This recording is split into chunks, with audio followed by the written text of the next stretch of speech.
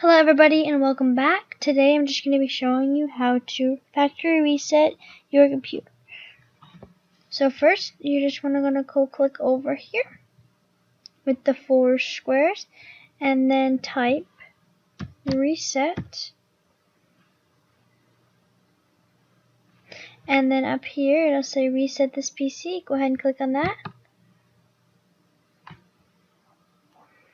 Click get started.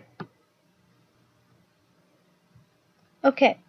It'll tell you to choose an option: keep my files, remove apps and settings, but keep your personal files, or remove everything, remove all your personal files, apps and settings. So whatever one you want to do, go ahead and click on that. I'm going to click my files, keep my files, and it says this won't take long, and then you will go to a screen that will just tell you continue, and then there you guys go. And that is practically all it is. Hope you like this video. Bye!